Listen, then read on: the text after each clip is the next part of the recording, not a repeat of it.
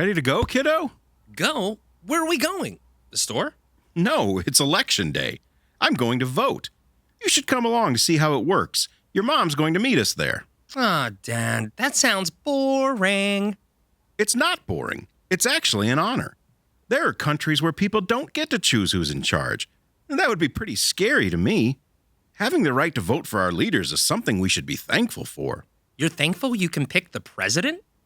I'm thankful I get a say. There are serious issues that your mom and I care about. We're voting for the candidate who feels the same way about them that we do. Like what? Well, like how much we'll have to pay in taxes, if they'll keep our country safe, and make sure there are good schools and job opportunities for everybody, no matter what they look like or where they live. So the person you vote for wins? I wish it were that easy, but no, not always. It's a little confusing. It actually depends on who our state votes for. Our state votes? I thought you and Mom were voting for a can of dates. I'm voting for a candidate. But then it gets a little complicated. In America, we have something called the Electoral College, which determines who gets to be president. You have to go to college to vote for the president? I am so confused. Honestly, I still am too. But no, it's not that kind of college. The Electoral College is well, how do I explain? Perhaps I can be of assistance. Who are you? I am U.S. Amy. Are you a superhero? I like to think so.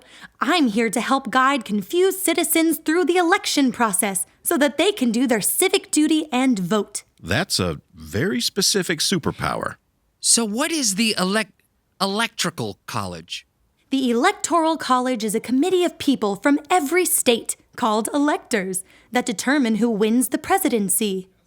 Electors cast their votes based on how the people in their states vote. In other words, let's say a state had 10 million people, and 7 million of them voted for one candidate, and 3 million voted for the other. The elector would cast his electoral vote for the candidate with 7 million votes because that represents the majority of voters in that state. Every state has a specific number of electoral votes. It's actually the same number of representatives that they have in Congress, the people who make the laws for each state and our country as a whole. Maybe I'll come back and explain that one day. You happen to live in a state that has 2 senators and 9 representatives, so your state has a total of 11 electoral votes. When all your state's votes are counted, including your parents', whichever candidate has the most votes will get your state's 11 electoral votes. Does that make sense? Kind of. But why don't they just count all the votes from every person in every state? And whoever has the most votes wins. That would be called a popular vote. It seems like it would make sense, but there's a problem. Have you seen how big California is? That's a lot of people and a lot of votes. And there are a few other really big states, as well as a few really small ones. So a popular vote, while it sounds nice, wouldn't really be fair to everybody. Some states are big, some states are small. The Electoral College makes it fair for them all. A catchy jingle. I did not see that coming. Even your state, which is medium-sized, couldn't compete with all those votes. Imagine if at your next soccer game you only had 3 kids on your team and the other team had 10 or 12.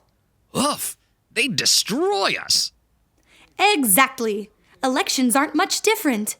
States like California and Texas would obliterate the votes of states like Maine and Rhode Island. And politicians might only focus on those big states and their needs and ignore the smaller states just because they have less votes. Remember, some states are big, some states are small. The Electoral College makes it fair for them all. So it's like if the ice cream truck came down our street and saw me standing by myself, but there were 5 kids across the street, so he just drove right past me, I wouldn't get any ice cream.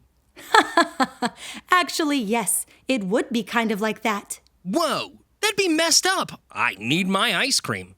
It's true. He does. That's why we have the Electoral College. Everybody deserves to have their ice cream. I mean, their vote. We have 50 states in America, and they all deserve an equal voice.